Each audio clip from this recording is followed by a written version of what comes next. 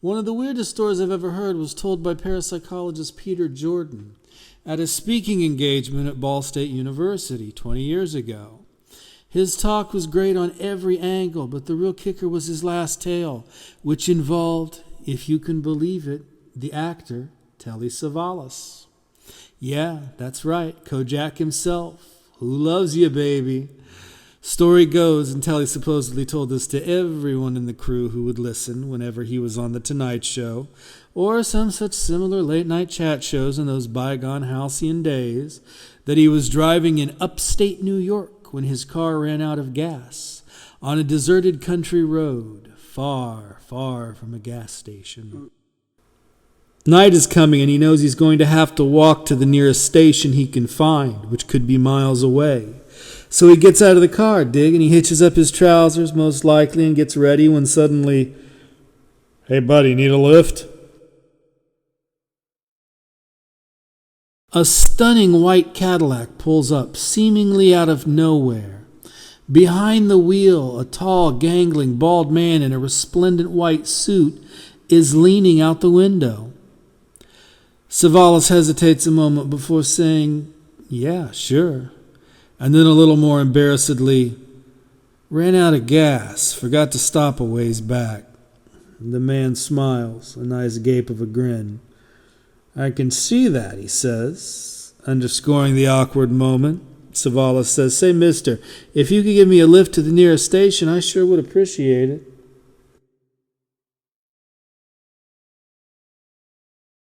The driver pauses a moment, then says, "Hop in." Savalas does so. They begin to drive. Savalas makes right away that there is something a little unusual about this cat. His voice is really hoarse, weird, strained, and like full of gravel. And he keeps touching his throat, as if it hurts badly. Does he have cancer or something? Savalas can't guess. Also, he isn't really saying much, but he does ask Savalas if he knows a particular ball player in the New York Yankees or some similar team. "I don't know anything about ball teams, and I can't remember this one particular detail myself at this point, but New York Yankees seem as likely a pick as any given the location of the story, so..." But anyway, Savalas thinks this is an odd question. "No," he answers, simply. "Well," says the weird driver, "that guy's a friend of mine." "Oh," responds Savalas, "okay." Strange. Finally, they find the filling station. Savalas realizes all of a sudden that he's broke. Shamefacedly, he turns to the man to implore him the loan of a few bucks. This man's just giving him a free ride. Before he can say anything, though, the man has produced a $5 bill. Without a word, he hands it to Savalas, who takes his gas can guiltily up to the pump to fill it up. He does so, gets back in the car, and, turning to the man, says, "Hey, buddy, you've been so kind to me. I feel like I have to repay you." The man replies, Here's my card. Got my number and address on it. Just mail me back the $5 when you get ready to. Not necessary, of course, but if you really insist." Savalas does insist. He takes the card. The man drives him back to his car. Then he drives on into the distance. It is a few days, or maybe even just the next day, when Savalas, waking up in his apartment, gets the paper and opens it up to some startling news. The ball player that the Cadillac driver had said was his friend had apparently just died. Savalas, remembering the lift he had been given, the kindness shown to him, gets the card the driver had given him and dials him up, hoping to give his condolences. Ring, ring. Old-fashioned phones, you know. A woman answers. "Yes, who is this?" "Savalas is my name, ma'am, Telly Savalas. Is this Mrs.?" She confirms that it is indeed. "Look," he continues awkwardly, "I was stranded out in the country yesterday when your husband drove up in this great big white caddy. Gave me a lift to the filling station. Even loaned me $5.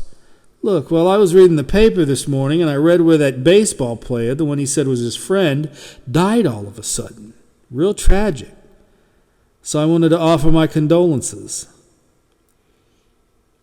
There is a moment of dead silence on the other end of the line.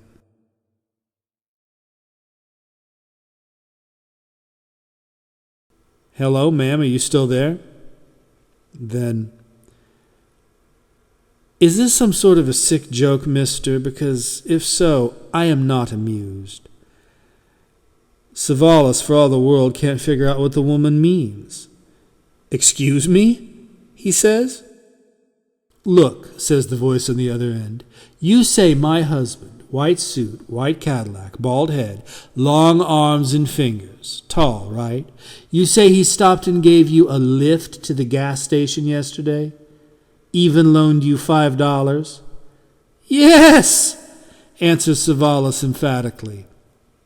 The woman breathes in a shuddering breath, then says, "Well, Mr. Savalas, I simply find that hard to believe. In fact, impossible to believe. You see, Mr. Savalas, my husband has been dead for 4 years." Silence again. This, of course, is one of those defining moments in the life of an individual when the curtains are pulled back on the workaday reality we lose ourselves in. We step into the twilight zone of a world just beyond what we perceive to be the real one. We get a glimpse of that cosmic intelligence, that, quote, man behind the curtain, unquote, that is always there. As Rod Serling once intoned in an old episode of the television show Twilight Zone, "There's nothing in the dark that isn't there when the light is on." Savalas agrees to meet the widow for dinner. She brings photographs of her late husband. He had been a traveling salesman. She confirms that he wore white suits, drove a big white Cadillac convertible. Eccentric and kind-hearted, he had, however, committed suicide. And he'd done so a full 4 years before. Telly Savalas I remember from old anti-smoking campaign commercials in the 80s. I never watched Kojak, but I did kind of like The Dirty Dozen. I incidentally have been to the graveside of Savalas's dozen co-star Lee Marvin at Arlington National Cemetery in Washington, D.C. long years ago. But I don't reckon that as anything more than an interesting aside. Some evidence Savalas may have had a persistent interest in paranormal topics is that he starred as a host of various low-rent UFO and paranormal documentaries before his death on January 22nd, 1994. Or maybe they were just additional gigs for an aging actor, who knows. Later, he went back out to where he had run out of gas, but oddly he couldn't find the filling station he had been taken to. Nor could he even find the road where his car had run out of gas. It simply was not there. Can you hear the eerie music being cued in the background? And to clear up a final strange little detail, the man kept touching his throat as if in pain. His voice was hoarse, choked, as Savalas remembered. Why, you may wonder? His suicide method, you see. This man had died by shooting himself in the neck. There's a long, strange road a-winding, and some of us get stranded there, and some go the other way. But we all end up at the same destination, in time.